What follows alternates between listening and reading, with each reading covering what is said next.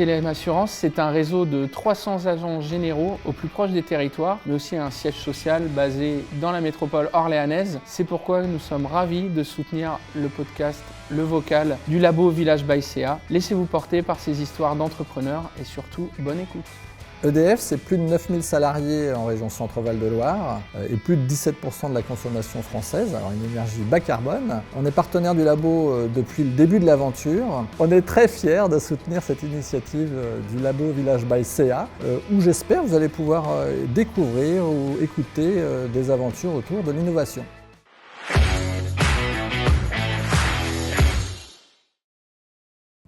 Bienvenue dans le podcast du Labo Village by CA, le lieu où on parle innovation, rencontres et belles histoires d'entrepreneurs. Je suis Léa, chargée d'événementiel au Labo Village by CA et aujourd'hui je suis accompagnée d'Anthony, Startup Manager au Labo Village by CA. Pour ce nouvel épisode du Vocal, on est ravis de vous accueillir, EasyWeb. Bienvenue à tous les trois. Merci. On va découvrir ce qui vous anime et aussi surtout parler de la force du collectif et de votre vie ici au Labo. Merci Léa. Bonjour à vous trois. Donc moi, avant qu'on puisse justement rentrer dans le vif du sujet, je voulais simplement que vous puissiez vous présenter tous les trois. Et on va commencer par toi, Jeanne. Dis-nous, qu'est-ce qui t'anime aujourd'hui? Quelles sont tes passions? Alors, enchantée, moi c'est Jeanne, j'ai 32 ans. Je suis bretonne et ce qui m'anime et ma passion, ça en étonnera peut-être plus d'un, mais c'est les jeux vidéo. Florent. Donc Florent, 31 ans, je suis orléanais d'origine, donc le local de l'étape. Et ma passion, qui a toujours été un peu le fil rouge conducteur de ce que j'ai fait, c'est plutôt la finance et l'éducation financière. Et c'est forcément un lien logique avec ce qu'on fait aujourd'hui dans l'entreprise, mais on en parlera juste après. Et bonjour à tous les deux, moi c'est Stanislas, j'ai 39 ans, donc l'ancien de l'équipe. Et moi je suis réunionnais, donc on va dire le côté exotique, le côté domien de l'équipe.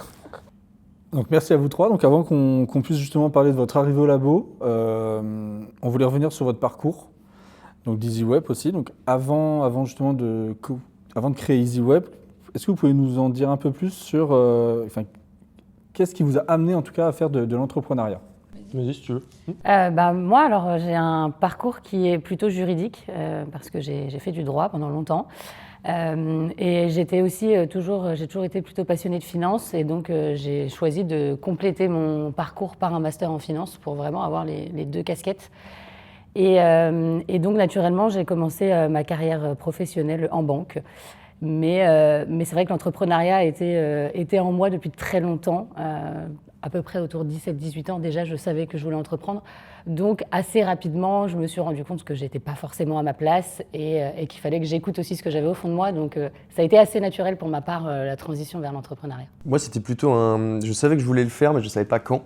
Et je pense que j'ai trouvé les bonnes personnes qui m'ont permis à un moment donné de me dire « je me lance ». C'est toujours ça qui est un peu compliqué dans l'entrepreneuriat. On a une vision globale de la chose en se disant ça peut être soit très compliqué, soit très simple, mais on n'a pas la réalité de terrain. Et donc je pense que je l'ai eu grâce à l'équipe qu'on est aujourd'hui, grâce à eux, l'opportunité de me dire vas-y, lance-toi.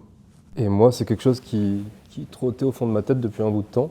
Et c'est vrai que par rapport à mon expérience, j'avais surtout accompagné des dirigeants, chefs d'entreprise, donc comment leur permettre de réaliser des projets de vie, voir aussi les difficultés qu'ils avaient au quotidien. Donc c'est vrai que ça m'a toujours plu de me dire pouvoir prendre aussi des décisions, d'avancer et de me lancer. Et c'est vrai que ça faisait peur aussi, parce que quand on est de l'autre côté au niveau de la banque, on voit aussi les difficultés, que c'est pas si simple que ça. Hein.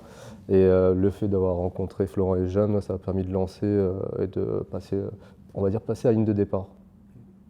Merci à vous trois. Nous, on vous connaît aujourd'hui ici au Labo. Est-ce que pour ceux qui nous écoutent, vous pouvez présenter EasyWeb? C'est quoi aujourd'hui la mission de votre start-up? Oui, bien sûr. Alors EasyWeb, c'est une société qu'on a fondée il y a déjà 3 ans.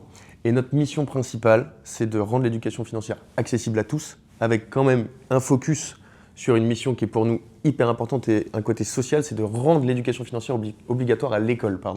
On veut vraiment que ça puisse rentrer de manière pérenne et complète dans les parcours scolaires. On a déjà, avec les différentes activités qu'on met en place, donner des cours, créer des formations spécifiques dans des masters, mais on voudrait que ce soit vraiment généralisé de manière nationale sur l'ensemble du territoire. Mais bien évidemment, on ne fait pas que ça. On crée des cahiers d'activités pour tout type de tranche d'âge à partir de 7 ans pour les enfants, Donc là, on va apprendre aux enfants à comprendre la valeur de l'argent, à différencier les achats besoins des achats plaisir, à réaliser leurs premières économies. On en a également ensuite sur une partie accompagnement beaucoup plus complète sur un journal financier où là, ils vont avoir une mission donnée sur un temps long, généralement plusieurs mois. On va les accompagner pour qu'ils puissent réaliser leurs projets. Donc, vous voyez, l'idée, c'est vraiment d'avoir des outils pédagogiques et numériques aussi, parce qu'on n'a pas que des cahiers. On reviendra peut-être en détail sur cette partie-là, mais on a aussi une plateforme learning qui permet d'éduquer les gens. Mais donc, on crée des supports numériques et pédagogiques pour tout type de tranche d'âge, pour les éduquer autour de l'argent. Donc à la fois de la sensibilisation et de la formation. Oui, tout à fait. Je dirais même l'acculturation. L'idée, c'est de rendre ludique des choses qui sont complexes, qui sont pas forcément funky au quotidien et donner envie aux gens de s'y intéresser par eux-mêmes pour prendre par la suite des bonnes décisions. Comment cette idée vous est venue? Comment vous êtes choisis également? Comment EasyWeb s'est créé? En fait, on s'est tous les trois rencontrés on faisait tous les trois le même travail, on était dans la même banque. Donc ça a été assez naturel à ce niveau-là. Et comment on s'est choisis, c'est assez drôle. Moi, je pense que des trois, j'ai été la plus impatiente de commencer à entreprendre. Et donc, quand on s'est rencontrés, moi, c'était ma première expérience professionnelle, toi aussi, de mémoire. Et en fait, c'est vrai que ça trottait déjà dans ma tête. Je commençais déjà à réfléchir ce dans quoi j'allais pouvoir entreprendre, comment j'allais pouvoir aller vers cette voie-là. Et puis, un soir, on était tous les trois ensemble. Et puis, je ne sais pas pourquoi, on parlait de notre travail, de ce qu'on faisait au quotidien. Et en fait, j'avais remarqué que les deux, là, ils restaient trop tard au travail le soir. Donc, souvent, ils quittaient le boulot, il était 19h, 20h. Et moi, je me disais, mais en fait, ils mettent leur force de travail à un endroit qui n'est pas le bon. Il faut qu'ils viennent avec moi, qu'on fasse un projet ensemble et qu'on unisse nos forces pour vraiment réussir à concrétiser quelque chose. Et c'est un peu là qu'est venue, en tout cas, les premières discussions entre nous sur ce projet. Et tu vois, ces premières discussions sont arrivées bien 2 ans avant qu'on décide effectivement de commencer cette nouvelle aventure. Donc, ouais, ça a été du long terme. Mais je pense que pour nous trois, ça a été assez naturel. On avait la même passion, on était tous les trois assez compétents dans notre métier. On avait tous les trois envie de faire de nos compétences quelque chose qui aide les gens, qui apporte vraiment de la valeur. Et donc, assez naturellement, nos échanges ont pris le même chemin. Et on voit aujourd'hui que votre trio fonctionne très bien. Qu'est-ce qui, pour vous, aujourd'hui, fait la différence d'être vraiment associé à 3 sur ce projet, à la différence de projets qui se montent avec un seul dirigeant, par exemple? La différence par rapport d'être 3 au lieu d'être tout seul, c'est déjà on a une vision plus 360. Ce qui est intéressant, c'est que on vient, comme disait Jeanne tout à l'heure, on vient du même milieu, du même secteur d'activité. On connaît aussi les besoins de ce secteur-là, donc on va beaucoup plus vite que les autres. Et ce qui est intéressant, c'est qu'on s'est aussi donné des spécificités dans le fonctionnement de l'entreprise qui permet d'optimiser le temps. Je prends un exemple, Florent va plus gérer la partie technique, Jeanne plus la partie communication marketing, moi plus le côté financier. Donc on a aussi nos missions, chacun de notre côté, qu'on avance chacun à sa façon. Et derrière, sur la partie commerciale, on avance en même temps. Donc c'est ça aussi qui fait notre force. Et quand on doit prendre une décision, c'est assez rapide. On se cale une réunion, une demi-heure, c'est fait et on avance. Puis je rajouterais aussi que l'avantage d'être 3, c'est aussi le côté très émotionnel et soutien. Typiquement, je prends un exemple qu'on a vécu pendant notre aventure. Il y a eu des moments difficiles, notamment moi qui, à des moments, ont pu me mettre très mal. Et en fait, le fait d'être 3, c'est quand même assez cool parce que les garçons, eux, ont pu justement faire un peu tampon.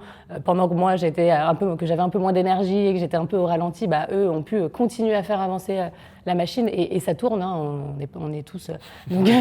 Donc c'est vrai que l'avantage d'être 3, c'est aussi ça, c'est de pouvoir, quand on a un moment de faiblesse, de pouvoir aussi compter sur ses associés. Et puis de ne pas déprimer parce que d'être tout seul, déjà, l'aventure est compliquée. Mais c'est vrai que souvent, quand je prends du recul, je me dis, mais si j'avais été seule, waouh! Donc je pense qu'il y a cette dimension émotionnelle qui est quand même assez...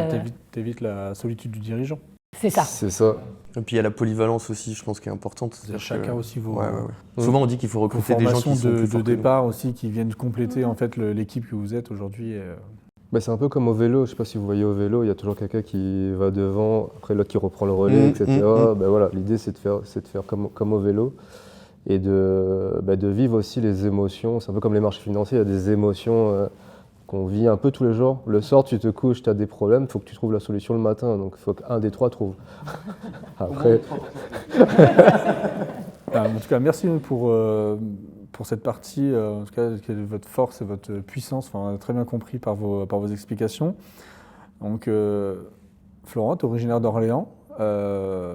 Ici, on est au Labo Village BayCA à Orléans.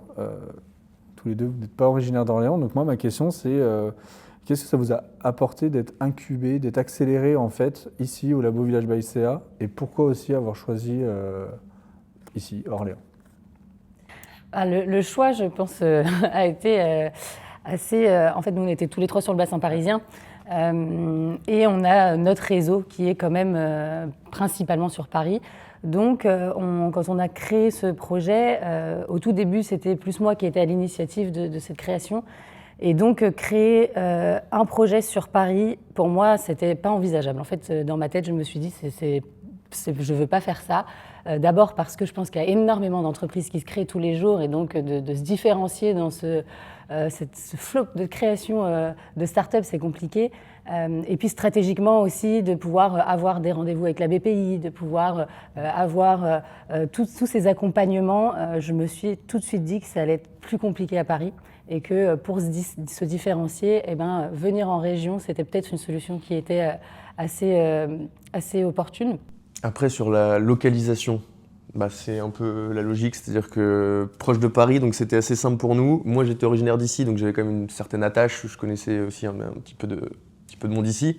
Plutôt que de repartir soit à La Réunion ou en Bretagne, qu'aurait fait La Réunion très sympathique pour nous tous, mais en termes de logistique peut-être un peu plus complexe. Donc voilà, on a préféré se localiser ici dans un premier temps.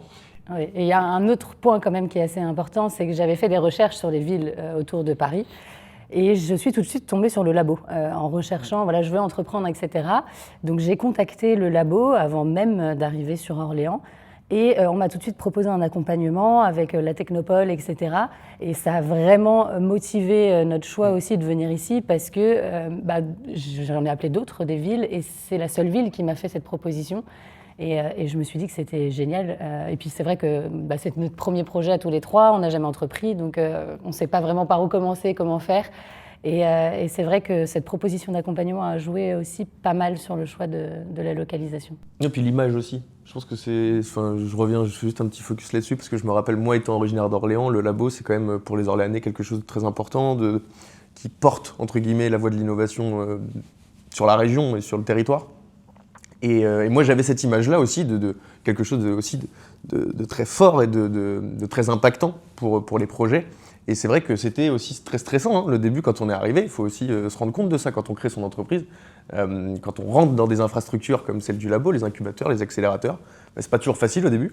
Mais on a été super bien accompagnés, notamment par la Technopole. Et puis, on reviendra peut-être sur les personnes qui nous ont accompagnés. Mais c'est vrai que ça a été vraiment très facilitant de notre côté, cette incubation ici. Et fun fact, nous, rentrer au labo, on se disait waouh, c'était le truc de fou pour nous. Voilà. Quand on est arrivé à Orléans, je me rappelle, je disais à mon chargé d'affaires de la Technopole, je disais mais moi un jour je serai au labo parce que ça me paraissait le truc de dingue. Et je me disais si j'arrive à être incubé au labo, c'est déjà qu'on aura avancé, c'est déjà que le projet aura pris de la valeur. Donc pour nous c'était un peu le truc, le premier comité, on était tous comme ça. Ça me rappelle. Ouais. Et justement, est-ce que donc là, c'était l'enthousiasme en tout cas de venir, et en tout cas on vous en remercie. Et concrètement, qu'est-ce que vous avez du coup trouvé au labo que vous veniez pas forcément peut-être chercher ou vous veniez aussi chercher? Qu'est-ce que vous avez trouvé? Alors, qu'est-ce qu'on a trouvé? Alors, ce qui était intéressant par rapport au labo, en vue de l'extérieur, c'était un double accompagnement. Donc, le labo, ça représente la Technopole, mais aussi le Crédit Agricole Centre-Loire. Donc, c'est vrai que d'avoir cet accompagnement de deux institutions qui travaillent ensemble, pour nous, c'était positif, parce qu'en plus, en tant qu'ancien banquier, limite, ça nous rassurait un peu le côté banque, et le côté Technopole aussi, ça nous permettait aussi d'avoir une structure, un accompagnement différenciant. Après, qu'est-ce qu'on est venu chercher? C'est aussi En plus de l'accompagnement, c'est surtout rencontrer d'autres entreprises, partager notre projet, nous challenger aussi, parce qu'on a été quand même challengé dès le départ, parce que c'est bien d'avoir une idée, mais quand il faut la défendre, quand il faut justifier de pourquoi on veut aller dans telle stratégie, c'est intéressant aussi d'avoir le retour d'autres partenaires ou d'autres incubés. De faire un réseau aussi, parce que c'est vrai qu'on est arrivé sur Orléans, surtout pour Jeanne et moi, connaissait personne. Le fait d'être dans un incubateur, ça permet aussi de créer des liens avec des personnes, d'échanger sur autre chose que le boulot aussi, créer des synergies. Donc, et tout le côté hors travail, mais le côté fun aussi de tout ça. Parce qu'en vrai, nous on aime bien être sérieux sans se prendre au sérieux, mais c'est vrai que ce qui est intéressant, c'est que quand il faut bosser, on bosse, et les autres aussi. Et quand il faut pouvoir prendre du temps pour échanger, et des fois rigoler, parce que ça fait du bien de rigoler dans l'entrepreneuriat. Donc c'est aussi utile par rapport à ça. Ouais, on a trouvé ces deux choses-là. Oui, et puis je pense qu'on a trouvé des amis qu'on ne s'attendait pas forcément, que ce soit effectivement dans les entrepreneurs des autres startups ou même au sein du labo et des personnes qui nous accompagnent au quotidien. Donc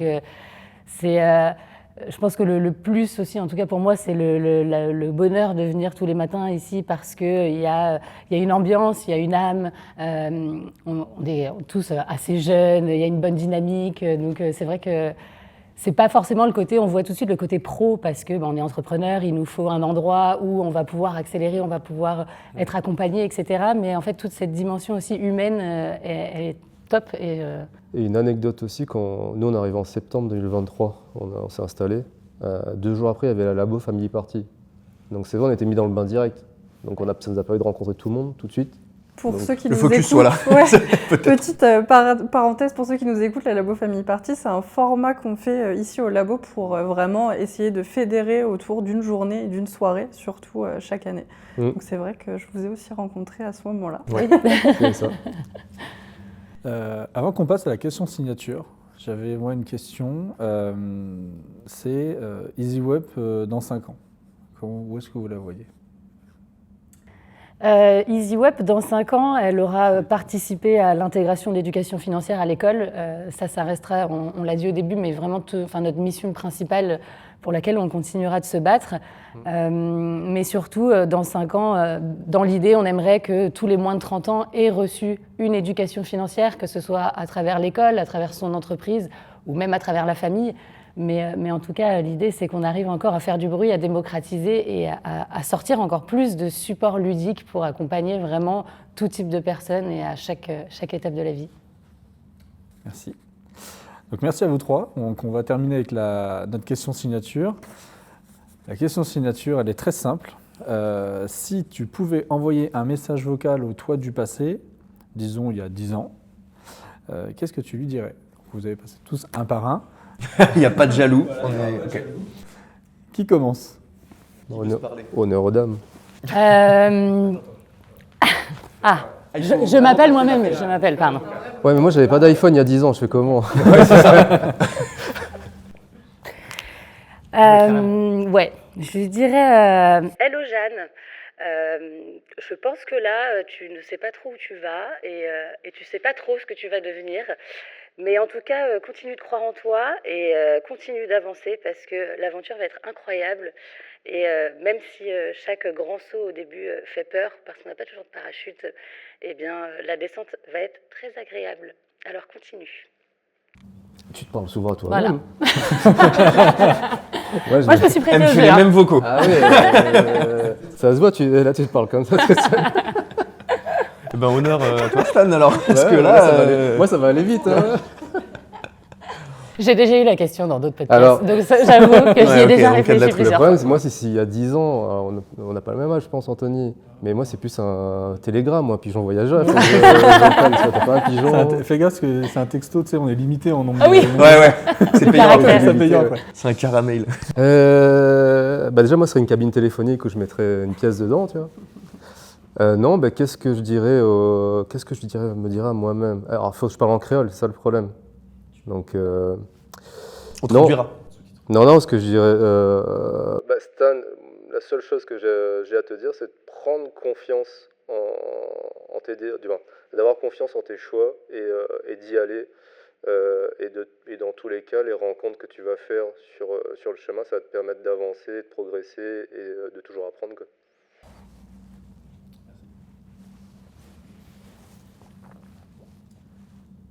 Ça sonne. Alors, ce que je me dirais dans un premier temps, je veux dire, donc Florent, tout va évoluer super vite, là, le monde tout autour de toi, tout va changer de manière énorme, de manière très importante. N'aie pas peur, prends confiance. Tout ce qui va se passer dans ta vie, c'est des bonnes choses. Arrête de stresser pour tout. Et oublie que tu n'as aucune chance. Sur un malentendu, ça peut le faire. Merci à vous. Merci beaucoup à tous les trois d'avoir Merci. partagé ce moment avec nous. On a l'habitude de vous voir sur des podcasts, notamment toi, Jeanne. On était ravis de vous avoir aujourd'hui tous les trois, donc c'est un plaisir pour nous. Pour ceux qui nous écoutent, n'hésitez pas à nous dire les personnes que vous avez envie de voir sur le vocal et on se retrouve très vite pour un nouvel épisode. Merci à vous. Merci.